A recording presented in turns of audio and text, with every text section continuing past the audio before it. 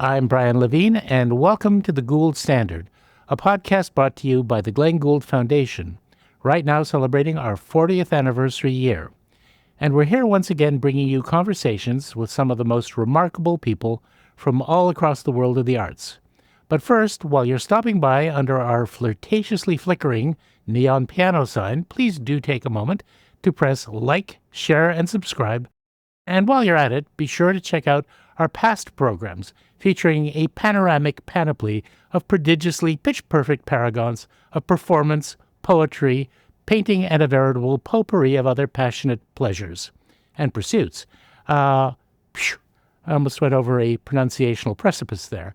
Anyway, as they say in the infomercials, but wait, there's more, folks. We invite you to visit our website, glenngould.ca, and while you're there, if you feel a temptation to click the donate button, please do support the charitable work of the Glenn Gould Foundation. We would really be honored to have you as a supporter. Today, we have the pleasure of being joined by an artist who has been described as one of the great innovators of our time, one whose work spans a seemingly limitless range of creative pursuits. Playwright, director, filmmaker, author, multimedia artist, and actor, and that's just the start of it.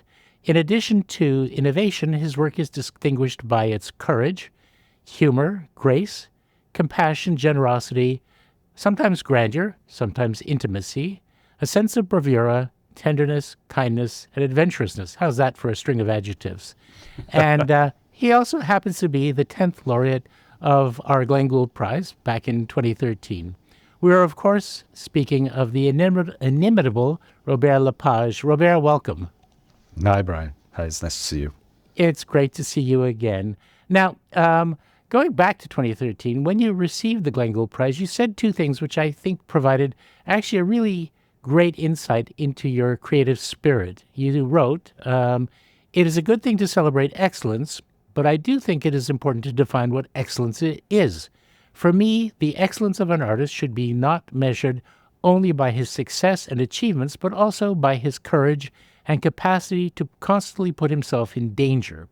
Trial, error, and at times even public humiliation are as much a part of the process of defining one's uniqueness. It means surviving both the highs of being ahead of the curve and the defeated feeling of trailing behind. The other thing that you said was relating yourself to Glenn Gould and a certain spirit of Northern culture. And I'd like to explore both that sense of courage and willingness to take enormous risks and expose yourself, and also how in the incredible range and diversity of your work, which really spans the globe and beyond, that manifestation of a Northern sensibility has found its way into your work. So there's two questions in one, but let's why don't we plunge in? Yeah. So taking risks and potentially even risking humiliation. Talk a little bit about that. Yeah, I mean, I can afford that, I have to say, in the sense that I do a lot of projects. And of course, when one works on the same project for 5 years, and it's the only project you have, and I'm thinking about a lot of filmmakers who spent 5, 6, 7 years of their life on one single project. Of course, there's an enormous sense of defeat if the film is not well received by criticism, if it doesn't have any kind of box office and all that. So it takes a lot of courage to get back on the rails and to try to start a new project. I have this luxury that I do a lot of stuff, and out of that, sometimes 12 projects a year or something, chances are there's going to be a few of them that are going to be failures, or that will be good ideas but lousy attempts. So I'd say, I'm not saying that I'm not courageous, but I'm saying that I have that luxury of actually not feeling completely defeated by a year of work. It's also because I have a short span of attention. And I discovered with time that all of these projects don't necessarily spread you out. It's a cosmos of projects. All these projects speak to each other. They inform each other, even though they're not necessarily in the same discipline. So that's where I find my courage to continue. So it's a great luxury, I guess. Right. And I imagine that if you are prolific and you have a body of work of which the large majority have been successful and have garnered a great deal of favorable attention, if you happen to strike out every so often, you've accumulated enough collective goodwill that people will still love you despite the fact that they may feel that something missed the mark. But I think also there's this question of always putting the work back on the easel, in the sense that I rarely abandon. Let's say you have a project that's that never really came to fruition. I never bury it. I never put it away completely. I was like, oh, maybe we have to revisit this, but when the time will come. There's a moment Right. where there'll be a good time to revisit it. And very often these things have matured. They've become, you've matured. They've been informed by tons of other things that happen in your life or that happen in your work. And so that's why very often, because I give seminars and I speak to young artists sometimes and all that, I always say, never look at something as a complete failure. Maybe it wasn't the right time. Maybe it wasn't the right group of people that was surrounding you when you were doing it and all that. So let it sleep. Don't bury it. Don't put it in a closet. Let it kind of wander, and eventually it'll come back to you. And I think you have to have the belief that your work it's something that's alive, right? It's not. I believe that the work I do informs me, and I'm Yes. not. I'm not like this guy who comes in and says, I have a vision and this is where we're going. I have some ideas for playgrounds and things that we want to do, but you have to let the work present itself to you. And eventually it'll present itself to you in its best fashion. Well, it's very interesting. I mean, when you mentioned the idea that something may not be ready at the moment and set aside, it reminds me of I think it was either a Greek or a Roman writer who advised a young poet, take your best verses and put them in a drawer for 7 years and then read them again. Yeah. Well, but there's a great advantage of working in the performing arts, and that's a great difference with if you're in the recorded world, if you record your music or your movie or television, you have to live with these guillotines, right? There's always a moment, well, this is final cut. This is the final day of studio, or this is the final day of pre-production and post-production and all that. So there's a lot of guillotines along the way. So if you've missed the mark, you've missed it forever. But in performing arts, the work is always giving you an opportunity to better itself. You sing it again the following day. You try it again. You perform it again the next month, and it gives a chance to finish it off. And you could always revisit it. And in performance art, you're always the person you are the day you are there. You're not the ghost of your old ideals, or so you have to see that as a kind of continuous writing process. Right.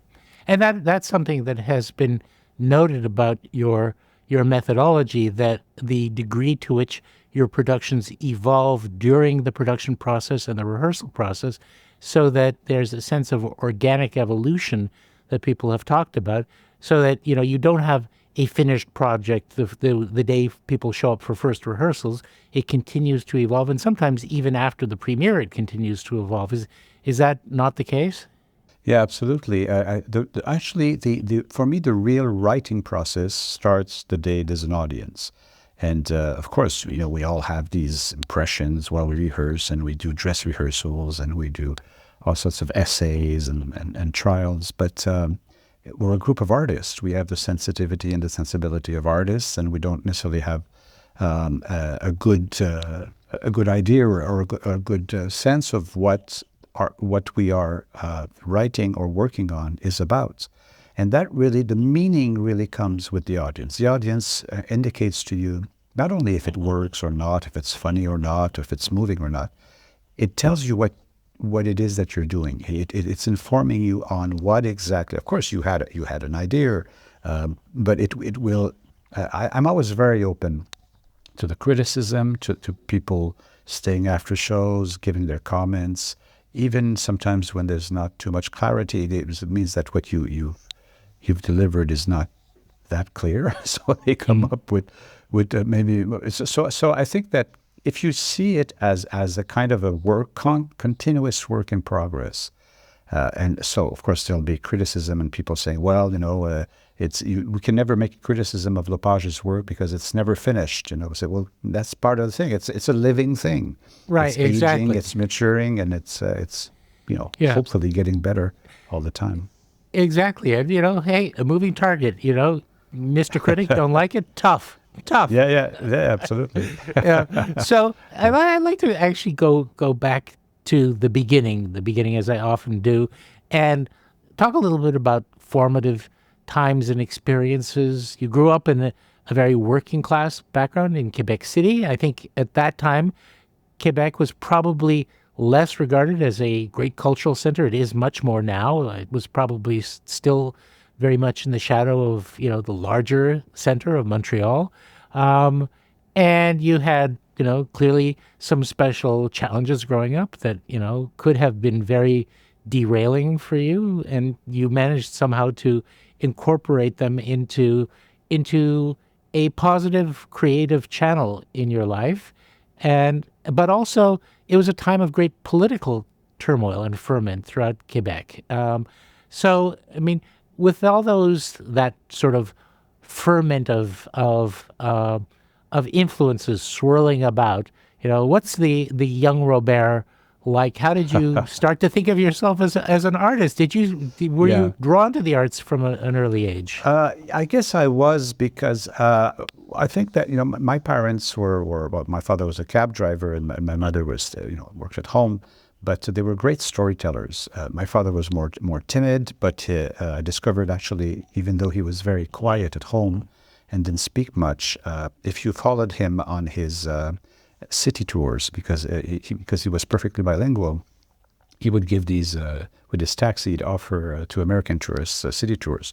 And I had the opportunity to sit in the car a couple of times. And of course, he was this great storyteller, because between one landmark to another, sometimes it'd be a couple of miles with nothing. And then he'd invent all of these stories to try to make up for the. So I guess the storytelling thing was a great thing. Even though my parents weren't artists, they were great storytellers. So I guess that's what that's really what kind of drew me to theater. But I was a very, very, very timid, very shy person, because of course I suffered of alopecia, which is the loss of all my hair when I was five years old. So of course it puts you in a position where you're more kind of the targets of a lot of mockery and all of that. So right. I would tend to hide away. I wasn't a very, very I had friends, I wasn't always lonely, but of course at school and all that, I try not to draw too much attention on me.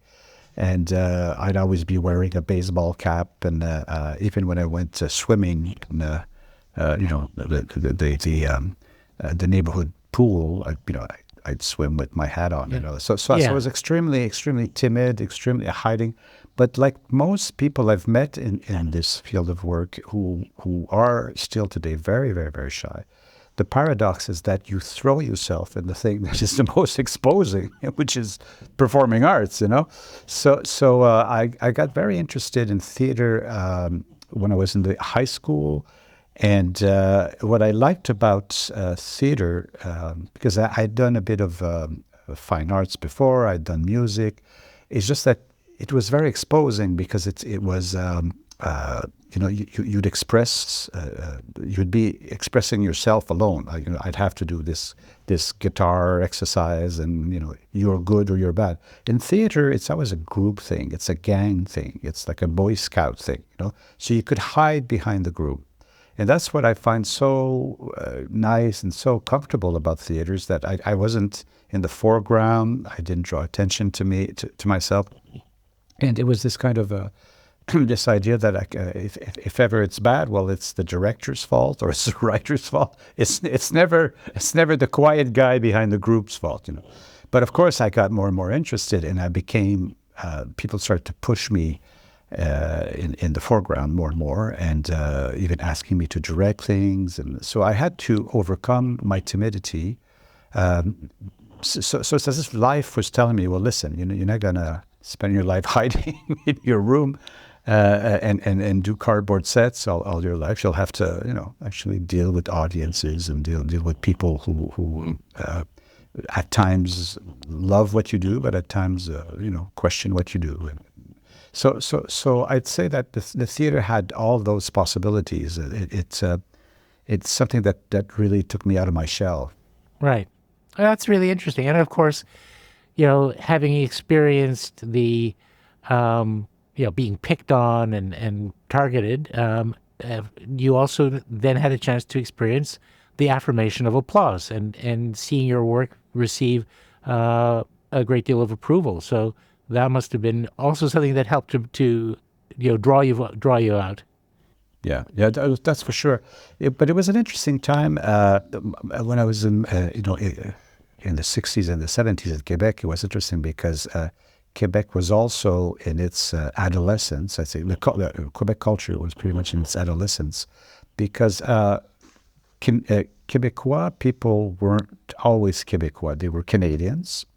And then to try to really distinguish themselves from the rest of Canada, we became French Canadians. And so French Canadians was a very satisfactory way of identifying the French Canadian culture. And then eventually, in the 60s, French Canadians fought to become Québecois. And Québecois it's yet a step further in affirming that yes, you are Canadian, but your French culture is not just the language in which that you used to speak. It's being Québécois is also a way of living it. It's a way of seeing society. It's social values that are a bit different and mentality, because also even at the religious level, Quebecois culture was much more Catholic than the rest of Canada, and had fought during the 50s, which were very, very dark years for Quebec. We were under the veil of the church, and then there was this big liberation at the beginning of the 60s called Révolution tranquille, the Quiet Revolution. So I kind of came to theater and to arts at a moment in Quebec culture where Quebec culture was still trying to define itself, and it was trying to find its identity and its uniqueness. And so I guess I kind of was carried also by that. I wasn't necessarily a nationalist. I wasn't necessarily a separatist. But, a lot of people who actually have jobs in Ottawa nowadays will tell you that was an important moment for them too. This affirmation and this idea that we were colonized by the Americans, by the English, by the French. I mean, there were so many colonizers in Quebec. So what do you do with that? What do you do with that culture? So this will to find who we are and take advantage of all of those influences and to become proud North Americans. And so that was also a way of affirming who we were towards France, because for a long time, the same way that in English Canada you had to have a British accent to be the director of the Canadian Opera Company or the National Ballet, the same thing was happening in Quebec with the French accent. You had even Québécois would put on French accents to be the artistic director of a theater company or an opera company. So it was a great moment for kids like me, because suddenly there was space. There were jobs for people like us who didn't necessarily come from the high educated French families. Well, it really is remarkable. For those who are listening from outside of Canada, from outside of Quebec, the kind of odd hybrid nature of being both a Canadian and as someone observing Quebec culture from the outside, this remarkable quality that it has, as I perceive it, of being both very cosmopolitan but also very familial, very much the atmosphere of a village where people have a great deal of shared common experience, which in a larger environment may be very hard to experience. This sense of automatically understanding in the people you meet, the other artists you work with, that kind of rooting of shared background and consciousness. Yeah. Yeah, well, actually, this is something in this business that a lot of people confound. They confound international and universal. So very often cultures, and certainly for a long time Quebec was the case, is that you would internationalize what you were doing. So you do work, but you say, well, this people in London won't understand this. We have to change this. People in New York won't understand. People in Paris won't understand. So you keep modeling your work to try to make it accessible to the international. But that Michel Tremblay said something once that was so interesting. He said, if you want to be universal, talk about what's going on in your kitchen. Talk about what's going on in your town, and don't make any compromises. Of course, some audiences abroad will not have the references of everything, but if the story you tell is universal, people will identify to it. And that's the reason why very often it's the Iranian film director who gets César at Cannes, because Iran is a society that is so far away from us in our social values and everything, but still they do amazing movies, even though we don't understand all of the social codes, and even though we don't adhere to them, we do identify to a couple or a family dealing with a sick father or whatever. So that's the thing. And so the only way to do that is to really talk with no compromise about who you are, where you are, and try to create a connection with audiences all over the place by being universal and not international. I think a lot of people confound that. Yeah, that is so wise, because first of all, if you essentially pander to a non-domestic audience by trying to make it look like it is from their backyard rather than your backyard, then you're in a way depriving them of the opportunity to learn something, which I think is in a way unfair. And as far as the idea of cultures that are very different, I mean, I would say, I'm a huge believer in internationalism, in universalism. And what I'd say is, do your people cry? Do your people laugh? Do you tell stories to your children? If so, we have something to talk about, no matter how different our upbringings and educations are.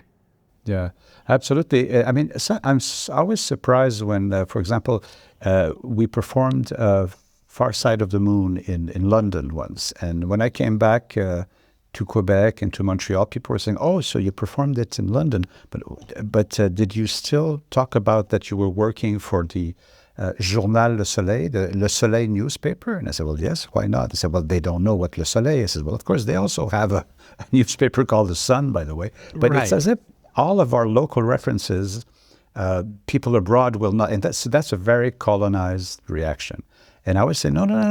Yeah, you have to, and if they don't understand what the reference is, if they're interested and they're moved by the story, they'll find the reference. And we allow other cultures to do that. Why not allow ourselves to do it where we're on tour? But that's slowly changed. I could feel that both in French and English Canada, there is that decolonization phenomenon, and certainly in theater and or to put it in even more basic terms, self-confidence.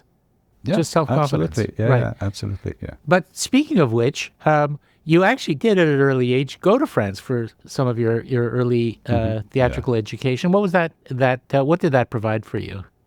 Well, it was, what was interesting is that when I was in the theater school in Quebec City at the Conservatoire d'Art Dramatique, you learn to do all sorts of stuff. You work with different teachers and all that. And eventually, people identify your style of acting or your style of writing or development in a certain way. And you go, okay, but of course you also have your own ideas and your own things that you want to do.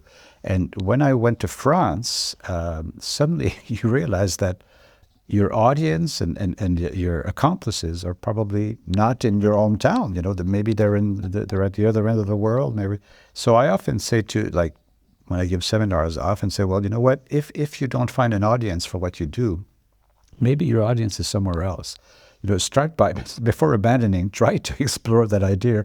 Go, go on a trip, go and mingle with other cultures, and maybe, and that's what happened to me when I went to France the first time. That suddenly I suddenly had not only I had people who understood what I was trying to do, but it seemed that they were doing that. They've been doing that for a much longer time than I've been doing it when I was at school. So I think that's the thing that drew me to constantly working abroad, traveling abroad, learning from other ways of thinking, other masters, other styles of theater. And then you came back home, and let's talk a little bit about your time at the National Arts Center's Théâtre Français. You did actually a lot of Shakespeare there. That must have been very interesting. I mean, in a sense, the idea of the Théâtre Français suggests a certain spirit of nationalism, and yet, doing the Bard in translation, again suggests a kind of universalism. Yeah, no, absolutely, and I think that the thing about Shakespeare that I find interesting, and the same thing happened when I worked in Stratford doing Coriolanus, is that people forget that the English language actually is a lot of it. I'd say most of it is French misspelled, mispronounced, and that's been put through the mill, because people forget that for I don't know how much time London was actually, everybody spoke French there for a while, and so a lot of the Elizabethan English that is spoken in Shakespeare's work is often better explained by French speakers to the actors than by English speakers. So I'm always very proud when I work in Stratford, and I work with some amazing Shakespearean actors, and I get a chance to explain to them that cicatrices is not an old obtuse Elizabethan word. It's actually the French word cicatrice for wound or for scar. So that's why I think there comes a moment where the work, though it originates from English or from German or whatever the source, even if it's not the source of your first language or culture, it doesn't mean that it is culturally completely attached to that. That actually your own culture will has something to bring to the work. And so very, very early on, I was interested in English language plays, and also those 3 years at at the NAC, National Arts Center. I was very much connecting with the English side. I mean, I had this kind of illusion that it would be easy, but it took a while. But we did manage to do some interesting, crazy things. We did a bilingual Romeo and Juliet with a company from Saskatchewan, and I still think today that there is something. We have a lot of things in common all over Canada. We just don't take the time to collaborate or to try stuff. Exactly. And it's very interesting that you mention that, because if you think about it, Shakespeare is poised almost equidistantly between 1066 and the Norman Conquest and today. So it is a kind of a linguistic meeting point, except for the fact, of course, that Shakespeare had this habit of making up his own words. Lots and lots of his own words and expressions. Absolutely. But I don't want to shock you, but I'm part of the group of people who believe that Shakespeare was an Italian guy. Yeah, because this is the latest theory, and it's actually quite an interesting theory. It's a man called John Florio, who was in the vicinity of who did a lot of stuff at the English court at the time, and who Shakespeare knew. And of course, if you follow that thread, it would explain a lot of stuff in Shakespeare plays. But anyways, there's so many theories. But for me, But of course, yeah, I could hear the Shakespearean scholars in England screaming. But it's the best theory yet. just to prove that, the invention of a language doesn't necessarily come from a local person. Exactly. And after all, I'd have to do a little bit of a count, but I would guess that at least as many of his plays are set in Italian cities as in England. Yeah. Absolutely. And even Midsummer Night's Dream, that is supposed to be set in Athens and in the woods around Athens, actually were set in a very small neighborhood in Rome called Little Athens. So even that one is set in Rome. Yeah, yeah. I mean, when you go down that road, it's quite interesting. Yeah. Well, fantastic. Anyway, the year after you left the NAC in 1994, you created Ex Machina in Quebec City. That's your production company. What was your original vision for the company? I mean, it's grown into being such a global institution. Did you have any inkling that you were planting the seed of such a mighty oak, so to speak? Well, it's just that we had worked. I could sense that up until 1994, our best shows, the shows that were the most efficient, popular, moving, complete, rich, had been developed in a fashion that was never officialized, was never.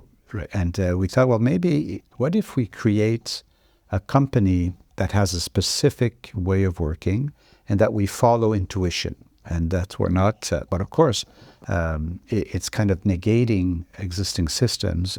Right now, if you're part of a state theater or a regular funded theater, you will have a certain number of hours to rehearse, and these hours are going to be set in a certain number of weeks, and then there'll be this whole hierarchy, how the writer first, and then the director, and then the actors, and eventually the designers, and at very last the technicians.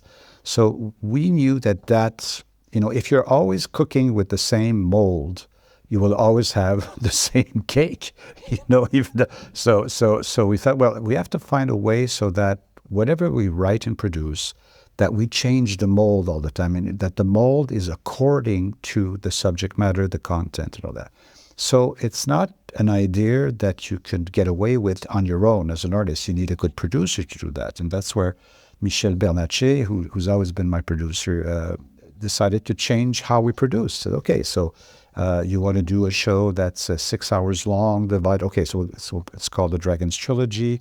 How do we produce that? How do you produce a 6-hour show? How do you, how do you develop it? Do we do the whole 6 hours first? And eventually, so we embarked on some very, very adventurous productions, but helped by a team behind us of production who would change the rules, who would change the mold. And for example, just the way we use time. I think in general, I don't remember if that's the rule still, but all all acting syndicates and rules, whether it's Union des Artistes in Quebec or ACTRA or in English, is that, let's say they will say a production is 110 hours. Right. But in Union des Artistes in Quebec, we have the freedom to use these 110 hours like we want. We don't need to kind of pack them all in 3 weeks or a month. Right. So we take these hours and we spread them over 2 years. So what happens is that you would have the same amount of hours as a regular production, but because it's spread over 2 years, well, you'll do 5 days of rehearsal, and then after that, 2 months goes by, and then you do 2 weeks, and then another 4 months go by, and then you do 3 weeks. Anyway, so you pack up the weeks like that, and what happens is that there's something that happens in the subconscious between these different steps in the work, where your brain solves things, finds solutions, without you even thinking about it. So we realize that all that brings a lot of intuitive ideas to the work and bring the work to a place it never would have gone if it would have been very, very following a schedule, the traditional schedule. So it's not just how you manage the stage and the production, it's also how you manage the time, the creative time. Right.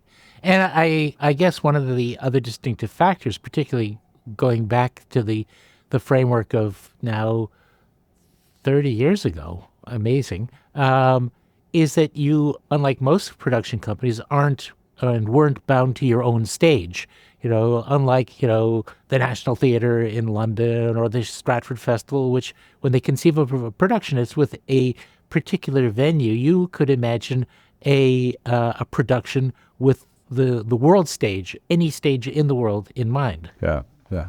But that was also part of the originality of the production system that we tried to create, is that there's no money in Canada to do the kind of thing we do, right? So we get subsidies, but you never get the subsidies you need to do like big 7-hour epics, and you never get that kind of money. So we created a system where maybe between 15 to 20% of the money comes from the usual governmental subsidies, but the rest comes from abroad. It comes from theater festivals who want your show, who say, we want to be the first in Holland to present it, so we'll give you in advance this amount of money. So we create a whole system. But what we do is co-produced by prestigious events, by theaters, by festivals that happen all over the place. So then you get the means to work the way you want to work, with the time frame that will favor the proper development of a show. And all that money is reinvested in Canada. It's all money that's and we try to explain that to younger companies, to not fall into all the trappings of trying to get to be financed at 90%, and say, no, that you'll never have that. And even if you get that, it's not going to be a lot of money, Exactly. So that's what I mean, that when we created Ex Machina, we allowed ourselves to change how we subsidize stuff, how we pay for stuff, and that's why I'm saying it's not a revolution, but it's another way completely of managing and developing projects. Yeah, a distinctive model that has an enormous degree of flexibility, as well as the ability to become a powerful export, so to speak, to put it in economic trade terms. But it's also interesting, and of course, Ex Machina has become the locus of one of the distinctive features of your work, which is the embrace of technology. You've managed to assemble a team of gifted artists who also are masters of different kinds of technical arts, and that has opened up a world of possibilities linked to your own imagination and conception. And I want to get into that a little bit more, but you mentioned, for example, the Dragon trilogy, and there's a perfect example of a work that seemingly has no end, because it's gone through many different iterations, including a later chapter. I think the Blue Dragon, right, was the last. Is that the last, most recent? The most recent. Yeah, we did 3 dragons, and then after that we did 25 years later we did a fourth part. A fourth dragon, yes, and of course that production, or those productions, dealt in part with a kind of an interaction of Chinese and Western society, which is again a way of exploring universalism while not being bound to a particular national frame. Mm-hmm. And I've always been very, very intrigued by Asian culture in general. Of course, the Chinese and the Japanese culture is extremely different. That's almost besides a way of writing words, has very very little in common. But I've traveled there a lot. I've worked there a lot. I've been influenced by both the Chinese performing arts and by, of course, Japanese kabuki, bunraku, and the thing that's so extraordinary about these specific techniques or approaches to theater is that it's very Baroque. It's full of freedom, of permission. So you look at the Japanese stage and you think, well, my God, it's probably like this very, very old tradition that you can't change all that. And on the contrary, it invites modernité. It invites new ways of using it. It's extremely open. It's the same thing with the Peking opera style, acting and masks and all that. There's a lot of space for it's very secure place because it's such millenary traditions, but it's constantly being reinvented. So that's why there was a big influence of that in my work in the early days. But with it also certain themes. So working a lot in Japan, we eventually did a 7-hour epic about Hiroshima, and of course, with Dragon's trilogy is about 3 different Chinatowns, one in Quebec City, another one in Toronto, another one in Vancouver. So it's for me, it was a much more interesting way of talking about Canadian history seen through the eyes of the Chinese community. So that's always been very very present in my work, and I'm very happy that, for example, in a week from now, I'm performing 887, my one-man show, most recent one-man show, in Shanghai. And it's the first time I get to perform in mainland China. It took a long time. Fantastic. But we had been performing in Hong Kong, in Singapore, in Taiwan, in Macau. We performed everywhere around mainland China, but this is the first time. And I'm very happy and very proud. And everything happened very quickly. About 2 months ago, somebody called us and said, you know what? Your text has been put through a censorship. So the censor board actually agree with your play. And I didn't know if I had to consider that, a compliment or what. But yeah, so I'm very, very happy about that, because it's we've always tried to connect, have a deeper connection with all of those cultural themes that have been brought into the work. Absolutely, and it's very interesting about that connection with Asian culture, because as, let's say, Western culture and drama and cinema moved towards ever greater literalism and naturalism, where we really try to make everything a slice of life, they have never been bound to that. They've always been able to put stylization and symbolism and ritual conventions that signify different things in the forefront, and never have been tied to that literalism. And of course, it's such a powerful element that's managed to persist in their cinema too. Absolutely. And you see, I did a few Shakespeare plays at the Tokyo Globe, because they had a Shakespeare Globe way before the Brits. And it's called the Panasonic Tokyo Globe, but still it was a replica of Shakespeare's Globe Theatre. And it's great there because we know, for example, I did The Tempest, and you'd have kabuki actors playing the king and the court. Then you had a Kyogen actor playing Ariel, because a Kyogen is more a mischievous character. And then you had what they call Western-style actors who played lovers and who played... the acting style is, it diverges. It's full of freedom, and for them it's a plus. The richer, the more richer, the better. We're all trying, certainly still in Canada, on stages, we're all trying to pretend that we all were trained at the same acting school. Which is, you do the Three Sisters, and chances are that Masha, Olga, and Irina have been trained in different theater schools, but everybody tries to look, and we have to do this we have one style of acting. But the Japanese and the Chinese say, no, it has to be, it's part of their difference. Right. Don't hide it. Exactly. So I'd like to sort of shift the focus a little bit and ask, one of the things that your work is associated with is big, grand, ambitious productions, and that includes things like your collaboration with Cirque du Soleil and the creation of Ka, the show that I think is still running in Las Vegas all these years later. Your work with Peter Gabriel, moving into the world of, developing concepts for big touring rock concerts, and, on through the great Son et Lumière that you created for the 400th anniversary of Quebec City. When did you feel possessed of the audacity to do something on such a grand scale? I mean, it must feel, here you are, Quebec City, it's, ultimately it's a little place, as all of Canada is a little place. Mm-hmm.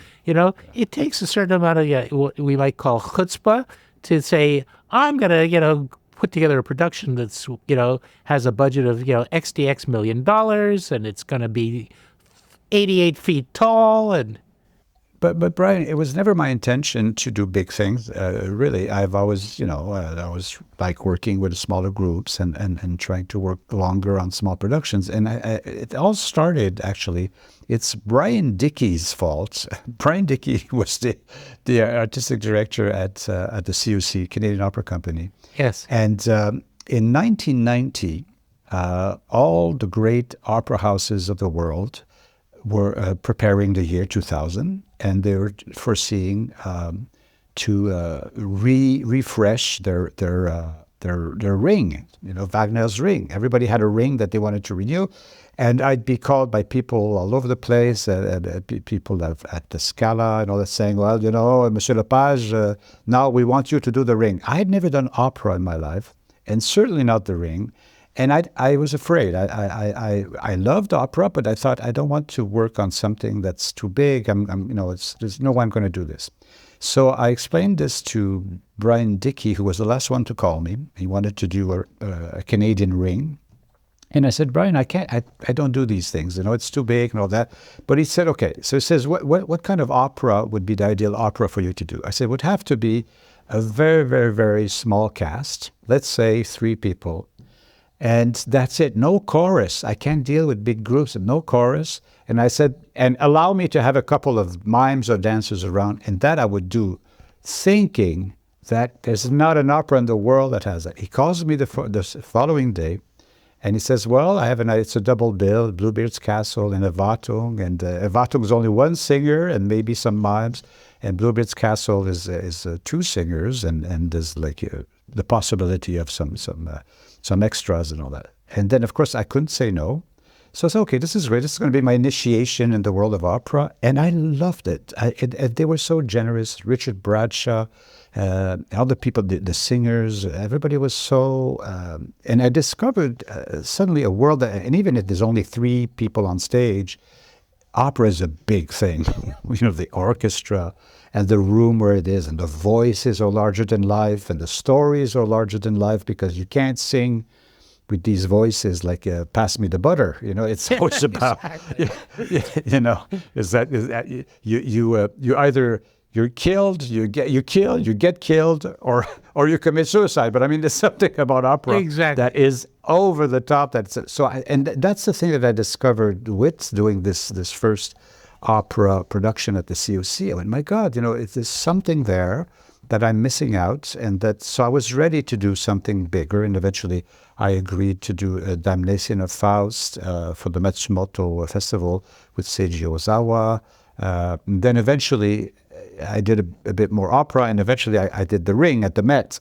So it's not that I wanted to do big things, but I had I was fascinated by this larger-than-life thing, where not just the setting of the operas is large. A singer is a large person, and I'm not making jokes about the no, large in personality. Large in personality and the presence, and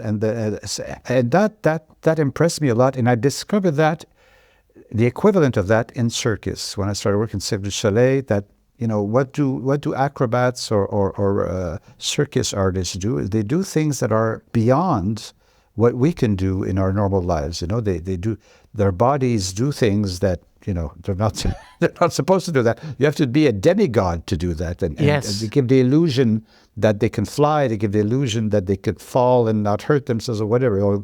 So I thought, okay, people love opera and they love circus for the same reasons that they love the Olympics. Yes. You don't have to be a sports fan to love the Olympics. You watch the Olympics because you see mankind pushing the limits and trying to reach the gods. That's really so it's not about sports anymore. So I think that's my thing. It's not that I wanted to do big shows, but I wanted to work with larger than life performers and telling larger than life stories. And I learned so much from that. I learned much more because the theater in general, sometimes we've borrowed from cinema its intimacy now, and there's a whole kind of actor studio style and all that. And of course, it's all very nice and well and remarkable. But I wasn't learning anything anymore from that, and so it's not that I want to do big spectacles, really, and sometimes it's a lot of work. It's a lot of work, these big spectacles, but it's get a chance to work with big people who and that's the thing that happened, like with Peter Gabriel, is that yes, we did very, very big shows together, but Peter is an extremely shy person. He's somebody who is really, really like it's almost a disease. He's so shy, but the stage, the presence of 25,000 people in an arena, everything kind of magnifies him, and he becomes larger than life. So it's the relationship with a crowd, what an audience does to you. You're not the same size in every sense of the word if you're in front of 3,000 people, 5,000 people, 25,000 people, and that for me is a very interesting phenomenon. Well, that is really interesting because, in a way, it ties into what we were discussing before about the appeal and lure of certain classic Asian theatrical styles, because they are not tied to which I think is in many ways a kind of a dishonest semblance of literal reality. To be on a theatrical stage is already a kind of artificiality. So why not revel in the artificiality, in allowing the artifice to take over? That's what people both love and hate about opera, right? It is, this kind of vocal production is so seemingly, in the minds of people who aren't into it, unnatural. The kind of text is so grandiose and so over the top. The theatrical, situations, jumping off of the wall of a castle, babies thrown in fires, you name it, they've got it in the world of opera. And it really means that you are being freed from the quotidian reality. And that is where the imagination has its freest play, surely. Oh, for sure. And the thing is that it's when it works well, when performance art is when it really functions, suddenly time is time. I don't know if it means the same thing in English as in French, but le temps se dilate. The time dilates itself. There's something. Time is irrelevant. Yes. Right. Suddenly the sense of time is completely irrelevant. And everybody is in a place of suspension. Yes. And something very, very, very magic happens, and something very healthy. And the reason why I'm saying that is because I was reconciled with my field of work when I went to Epidaurus in Greece. Epidaurus is one of the very, very early forums where they would present plays, and of course, where the acoustics are incredible. And I went there last Christmas. I was with some friends in Greece, and I had been offered in the past by the National Theatre of Greece to do something in Epidaurus. And for me, it's just like a lot of problems. It's outside. It's in the middle of the summer when it's unbearable heat. And what am I going to do? Are we going to be able to put projectors there? Whatever. And I just see it as a and you can't break anything. No, you can absolutely. It's just if you're allowed to even walk on the marble floor. But I went there, and my big surprise of Epidaurus, and what really seduced me, is that Epidaurus was a spa. Epidaurus was a health center. Greeks created this whole area where you had spas, baths, massage, all sorts of herb treatments. So it's a place for you to be. It was a health place, and part of your treatment, part of what gave you health, was sitting in the theater. And that was one of the purposes of theater. And I went, my God, theater, in their minds, at least at the time, had a curative, an official curative side to it. And I went, okay, well, maybe we have to, because we're always lost in our, how do we subsidize this? How do we produce this? How do we sell this? How do we tour this? But actually, if you go back to the origins of theater, the very origins, it was a curative thing. It was something that, so of course the Greeks didn't make a lot of differences between what they called the spirit was something that was both physical and both mental and spiritual. So for me, I'm okay. So that for me now it's a thing I'd like to explore. Might not happen in Epidaurus, but this idea that it is a place of health, even if you're presenting very unhealthy stories. Right. But Right. it is a place that is supposed to. It's an exorcism. It's a place of. I don't know in English if you use the word catharsis. Yes, very much. Yeah. Catharsis, yes. Catharsis, yeah, and we're in theater or in performing arts in general, we've evacuated that. Yes. I think we're always a bit kind of taken aback when the audience reacts. If it says something, if it does a comment, because we're protected by this fourth wall. But actually, in Epidaurus, there are no such things as fourth walls. Absolutely. I'm a great admirer of Nietzsche's early essay, The Birth of Tragedy, which talks about the power of the tragic vision in Greece of uniting two impulses, the Apollonian and the Dionysian, the principles of order and the principles of, universal chaos. And the recognition that, that great big universe out there, it doesn't care about us. And it is going to destroy us ultimately. And yet we crave a sense of understanding and order. And how do the two things come together? They come together in tragedy and help us to reconcile ourselves to the world. Well, that's where the word cosmetic comes from. Mm-hmm. Because chaos is chaos, of course. It's everything in disorder. But cosmos means order. The cosmos is the organization of chaos. And the word cosmetic comes from that. So cosmos means beauty. So the Greeks had this idea that cosmos, the beautiful order of things, the beautiful organization or reorganization of things, is beauty. So of course a great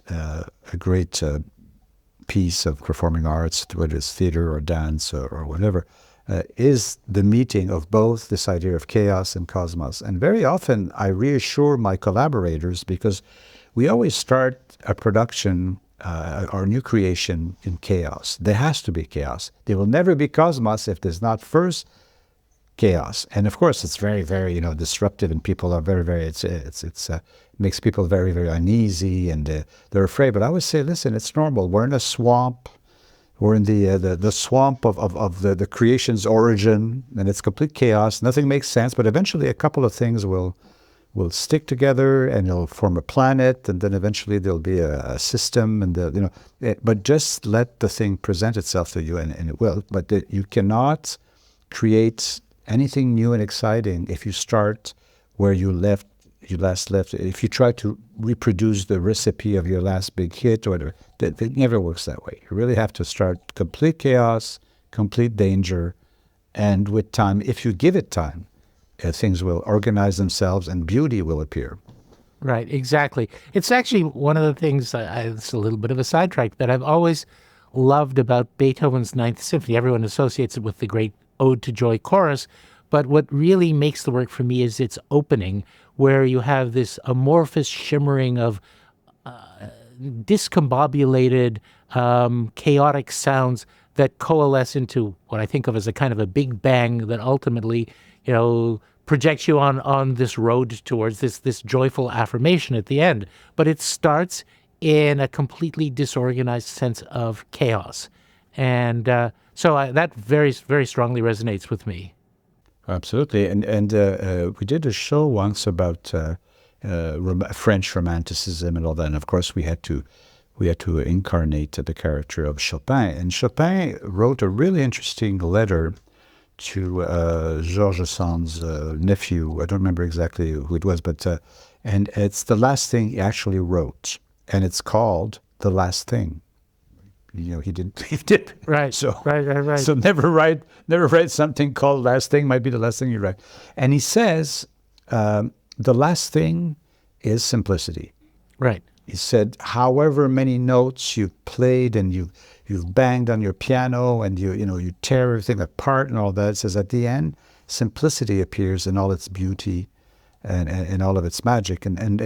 But you can never start at the end. And that's right. and the last word he wrote is the end. So it says you can never start at the end. At the end, right. So I trust that. I witnessed that in a lot of productions that we develop, and it's, even if sometimes you develop something and it's still very chaotic and you have to present it, well, you do it, you present it. You know that eventually, at the end, simplicity, all of the crutches will fall, all of the extra stuff will be removed, and eventually just the actual thing it has to say will appear. I'd like to talk about three productions a little bit in particular. Two of them big, and one of them really intimate. So the biggest, you've already alluded to, or one of the biggest, is The Ring, and the great ring that you did at the Met, which in so many ways was groundbreaking, their first new ring in decades, I think. And one of its features was this grand creation from Ex Machina, the machine. Yeah. How did the machine come to be? Yeah, How did you begin imagining it?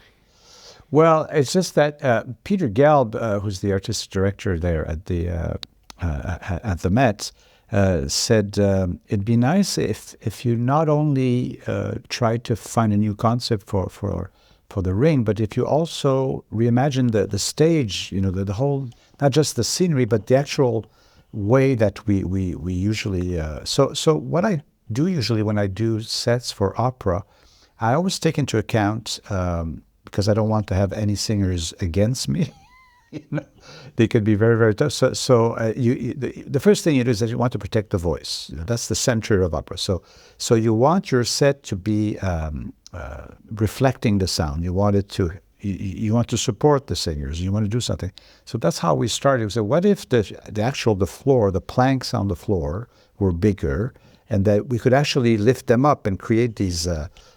These palisades behind them on these reflectors. So that's why. And then, of course, we started to play around with the different pieces of the floor as if this was kind of revolving. So when the show started, it was in a very traditional way. It's just like a floor.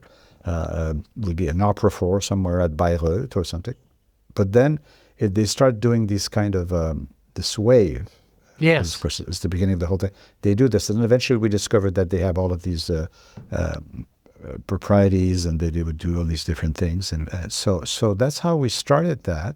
It was a very ambitious thing, very, very ambitious, and the people at the Met were open-minded enough that they allowed us to develop it outside of New York, to do it in Quebec City, where manpower is cheaper, where wood and materials are cheaper, Canadian dollar is it's definitely cheaper. There was So we had the economical argument, but also we also had the know-how and we had the garage to do it. We had the proper laboratory to experiment and all that. So it's been a great development period, and even like people who were great patrons like Anne Ziff would fly in her private jets to Quebec and come in and see run-throughs of the set and all that. So it was a great experience. We've learned a lot. I think the resistance, of course, was with a very conservative audience, because that's the thing. Peter Gelb's goal was to try to make the Mets at the image of New York, in the sense New York is the carrefour of all the great engineers and architects and thinkers and all that. And he said, well, that's what the Met should. It should appeal to that crowd. But of course, there's a whole range of people who disagreed with that, and of course also music critics who come to the opera with their musical score on their knees. And there you see them actually turning the page to see, if the maestro is what he's cut, what he's done, and all that. And if there's a little noise, then suddenly they look at your production, because suddenly attract their. So that's a whole setting that I hadn't expected. I didn't think that. So that was more difficult, and we ran into a few cultural shocks at that level. We would have done this in Europe. In general, Europe was kind of more, the big opera houses, even the more conservative ones, are used to, trying stuff and experimenting but for me, that was kind of a half-baked success for me.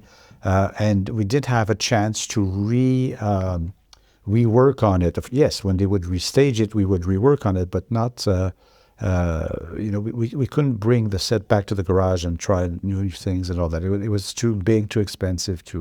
So I was very happy. I met some extraordinary people, extraordinary singers, and I understood that contrarily, as a choreographer or a theater director, an opera director, stage director has to accept that actually there's two directors.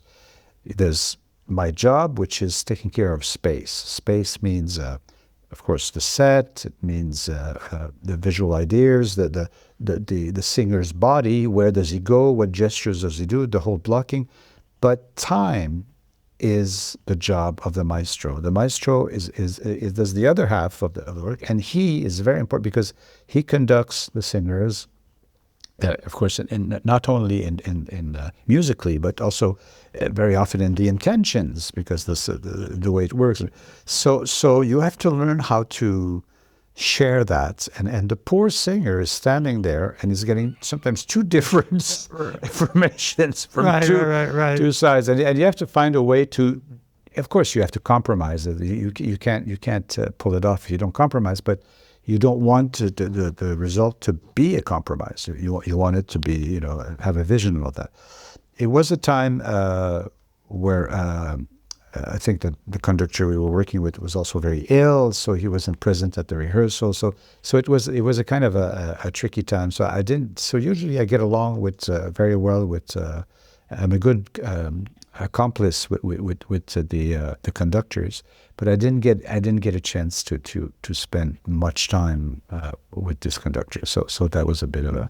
That is a pity, but I'm going to shock you by saying when I saw it, and I saw it not live, but on the HD broadcast, my first impression was I was expecting something far less respectful of Wagner and his intentions, and I was really surprised at how adaptable the conception that you developed was to something that would be faithful to a Wagnerian ambience, mindset.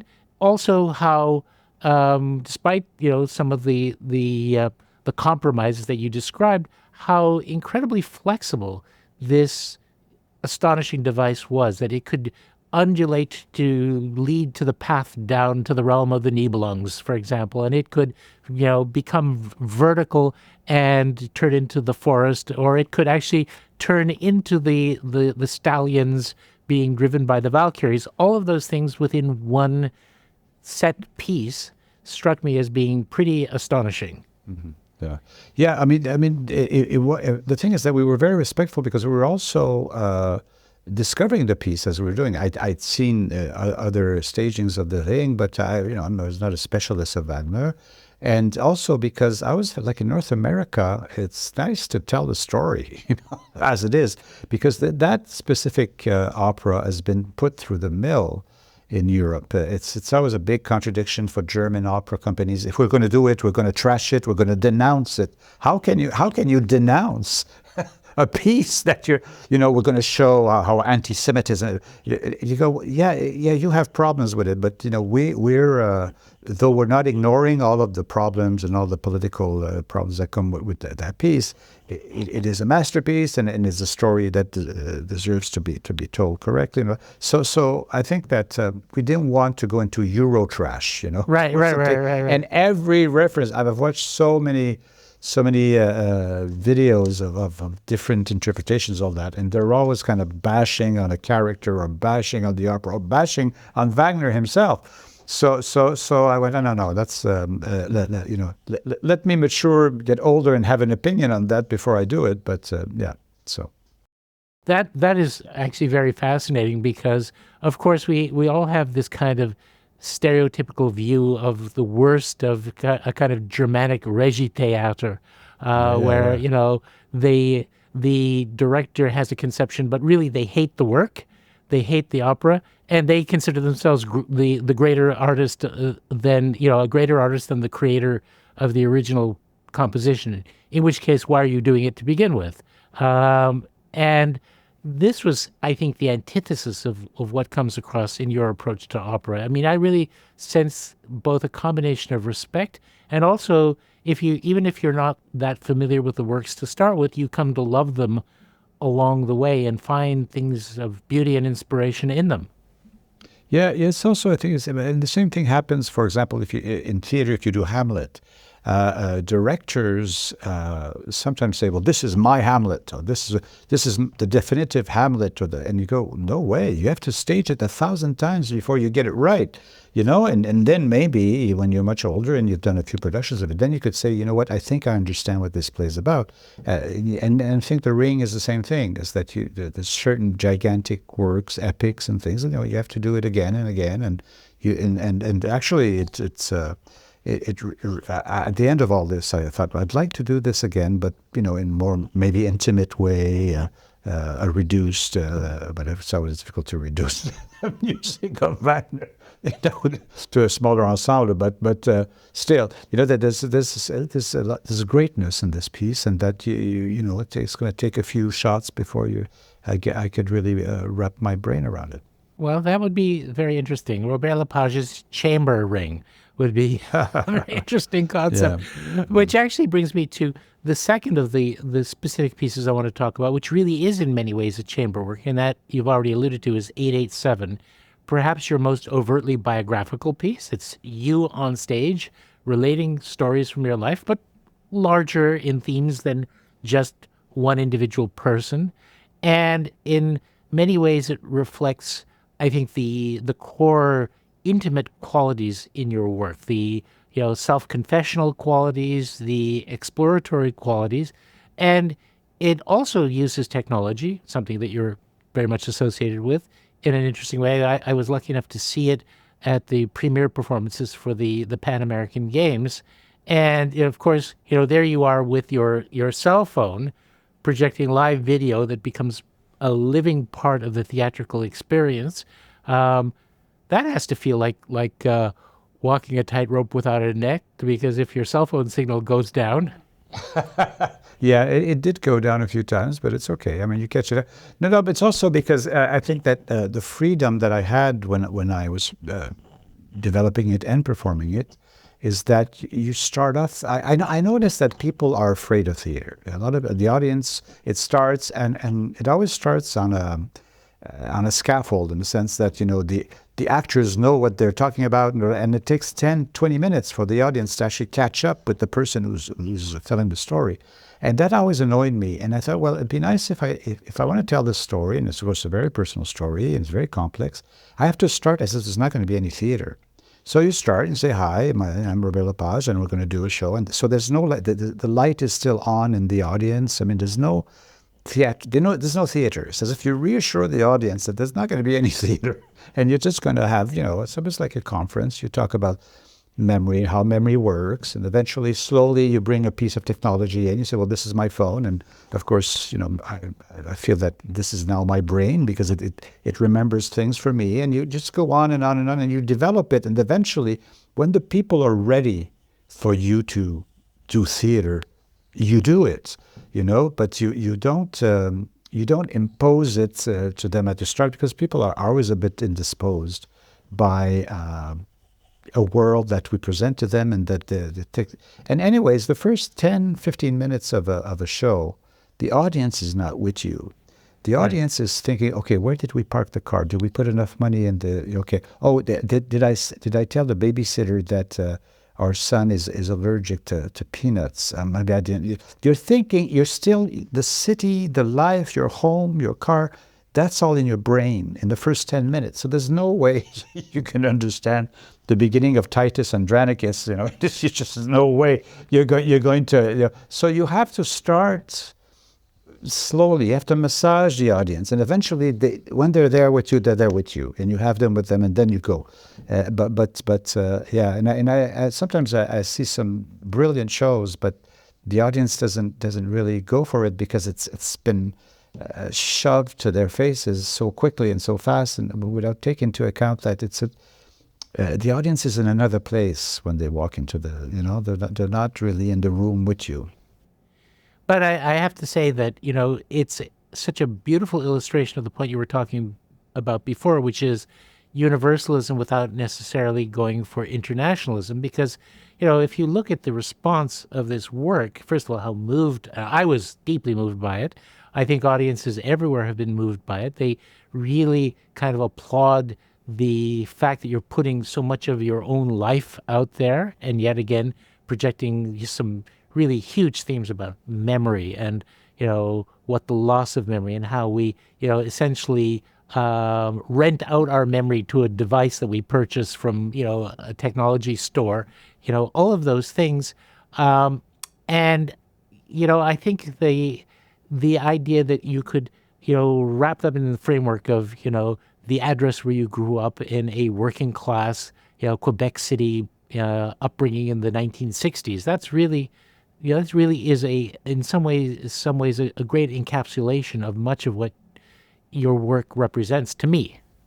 Yeah. Well, I think what was for me a big discovery when I did that. Of course, you have all of these staging ideas and these thematic ideas, and yeah, of course, I think it's a very rich subject matter, and memory certainly is.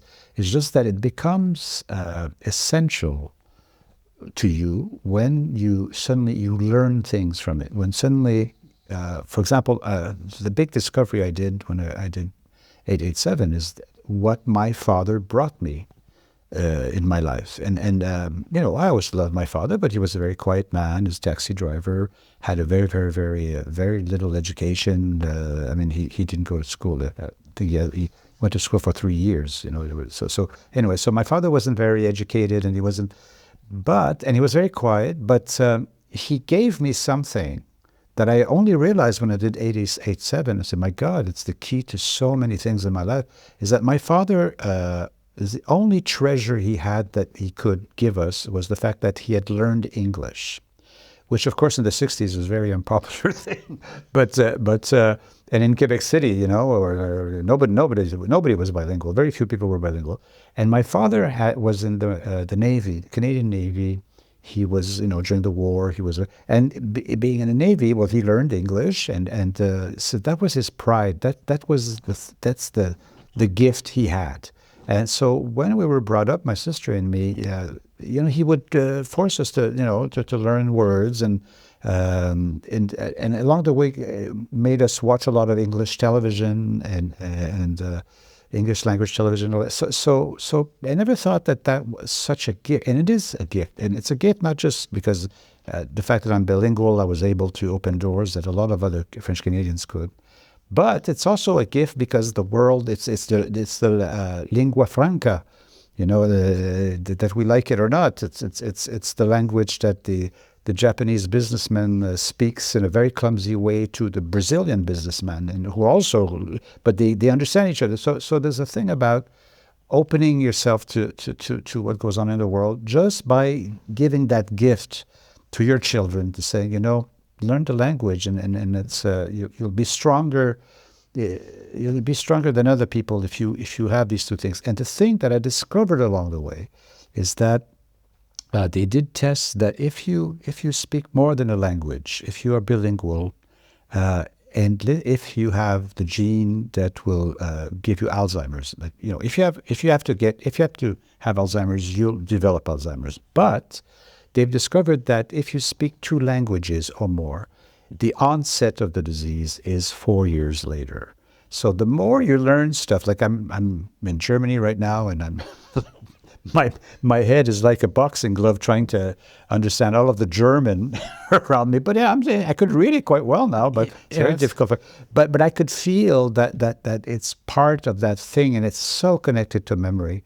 So for me, you start with an intention of doing a show where you will teach and learn a lot of stuff to the people you're going to perform it to, but actually you end up being the one who learns the most, and that it even changes your life. So that I think it's that thing that the audience senses, that it's not a one-way street. There's something going on in both directions. Yeah, absolutely. So just to finish up, since I had the pleasure of seeing your latest visit with the melancholy Danish prince, the new production of Hamlet, which you created in dance with Guillaume Cote, and this is part of a long-standing relationship you have with this dramatic work. It's gone through a number of different iterations.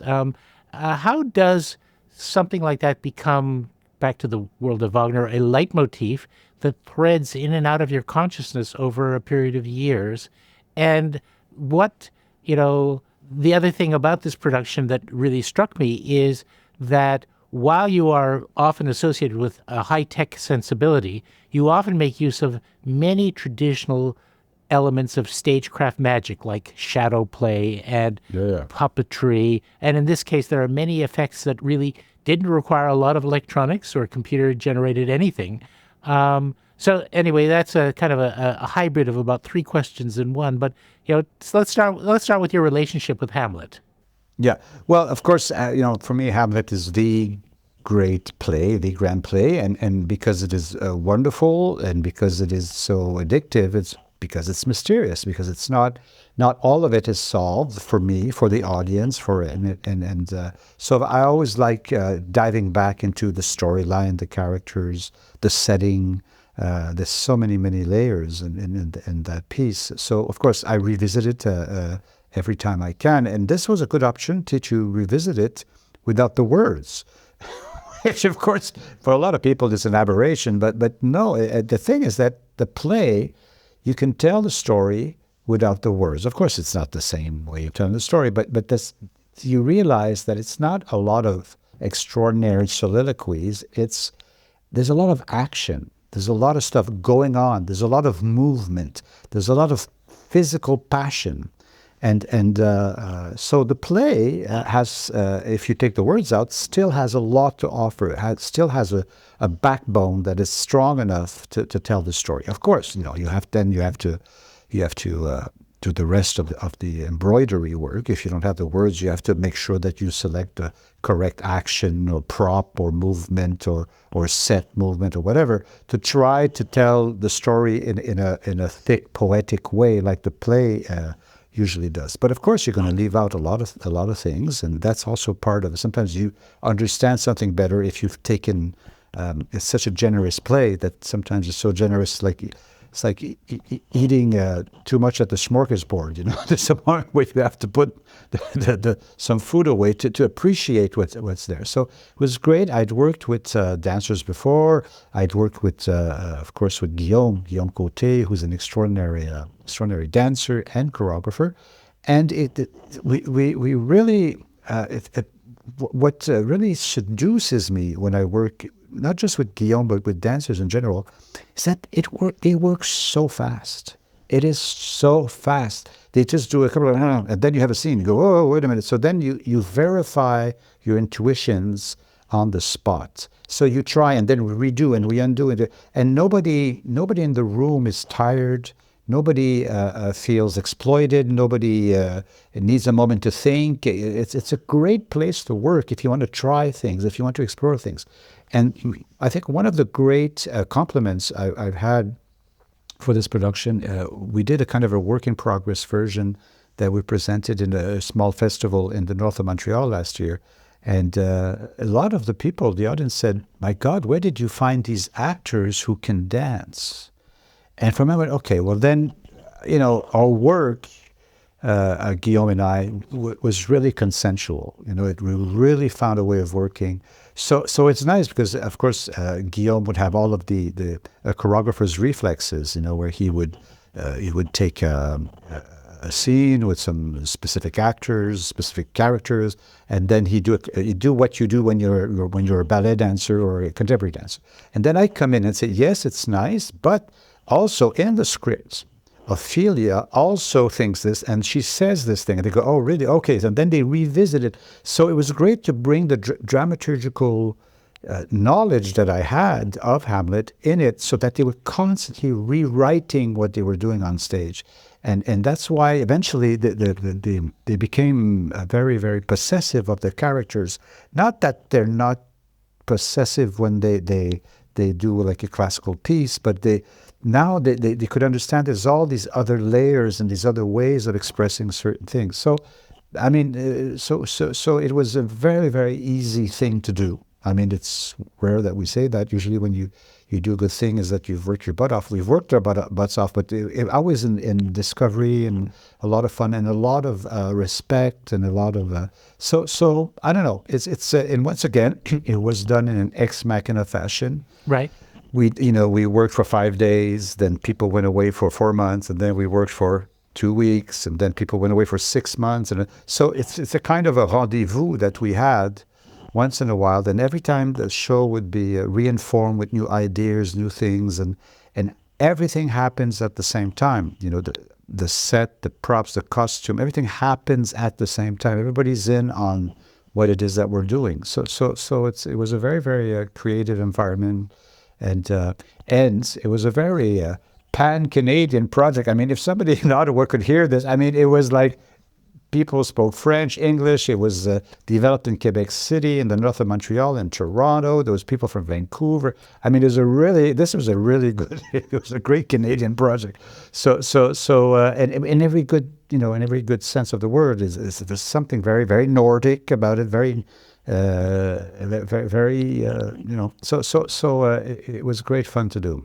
Two things about the production that really struck me. First of all, despite the fact that there are no words in it, it gave me an enormous, fresh appreciation of Shakespeare's dramaturgy. Because if you know a little background about Hamlet, it comes from a Scandinavian chronicler, Saxo Grammaticus. It was originally the story of Hamlet, a prince whose father was killed by his brother, and his revenge story.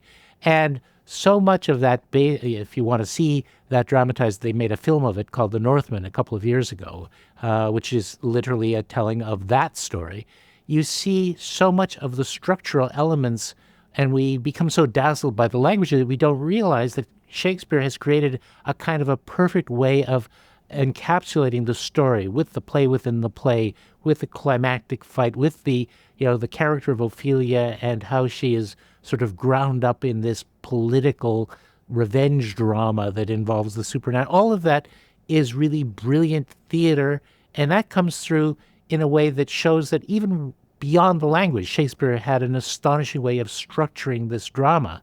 And of course, you had a magnificent way of telling the drama, you and Guillaume, and I think again about those kinds of magic that didn't necessarily require a lot of computers, like, for example, the stunningly beautiful telling of Ophelia's death, which is just something that has lingered in my imagination ever since then. It is true visual poetry, but it didn't necessarily, well, so far as I could tell, maybe I'm wrong, but it was not one of the most high-tech pieces of magic that you've ever had to create. Oh, no, for sure. But there was a lot of technology in the sense that old technology, the basic technology of theater. People tend to forget that a pencil or a pen is technology. It's a piece of engineering. So technology is always present in whatever we do, and it's just that we take it for granted sometimes. But the thing that was great that I discovered by doing this also is that how, when you work with dancers, they will say, okay, well, we need a pas de deux, and then of course there's a choral dance, and then after, well, there's a solo, and then I do my solo, and they speak in terms that suits the dramaturgical structures of Shakespeare. Shakespeare actually, his scenes are pas de deux, and there's a soliloquy, and then there's these these big crowd scenes and all that, and it's really so the language of dance and Shakespeare's dramaturgical structures fit together so well. And the thing also that was interesting is the language. Of course, we were doing this without words, but the vocabulary, the dance vocabulary, the way it was casted by Guillaume is that you had two dancers who were classical dancers, who really were actually two-star dancers from the National, who spend their life at the National doing with classical lines and all that. And then after that, you had an actor, a dancer who came from classical but was a great contemporary dancer. And then you had street dancers, and you had hip hop, and you had all of that. And Guillaume managed to have some of these classical lines performed by amazing street dancers, and so all of that intermingled so well, so perfectly. And also, when you read Hamlet in the original text in Elizabethan, characters don't speak the same way.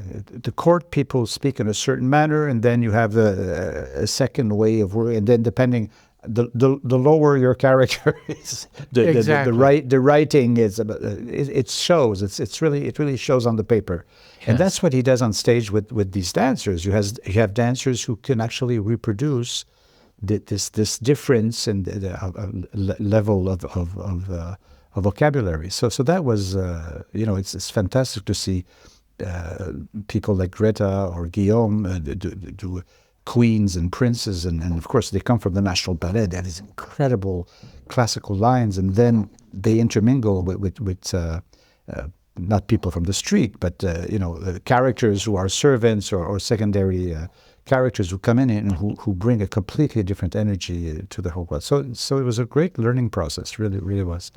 Fantastic. Well, I believe it's going to be touring for a while now. Please, everyone, see it. It is a truly memorable production. It will stay with you for a long time. And in fact, so many of your works, Robert, have had that effect on me. It really has been a precious part of my experience of theater. And we haven't even touched on your work in film, and perhaps the biggest thing of all that you've ever done, Le Moulin à Images, the gigantic projection to celebrate the 400th anniversary of Quebec, and Lip Sync, which grew from 5 hours to 9 hours. Those are so many stories. Perhaps we can take a rain check and return them again. The Nightingale flooding the pit of the Opera House. It's in order to do and requiring engineers to make sure that the pits wouldn't end up in the parking lots. Of course. These are really wonderful things, and it's just a tribute to the magic that you bring to your work, the unlimited imagination. So on behalf of ourselves at the Gould Standard, on behalf of the theater-going public who had the chance to see your work, I just want to thank you. Thank you for spending the time with us. It was a great pleasure, Brian. It really was. Au revoir. À la prochaine. Au revoir. À la prochaine. The Glenn Gould Foundation is a registered Canadian charity, and we rely on the support of arts lovers like you to keep bringing inspiring stories to life. Please consider giving by visiting our website, glenngould.ca, and follow us across social media at the Glenn Gould Foundation. Thank you so much for joining us for this episode of the Gould Standard.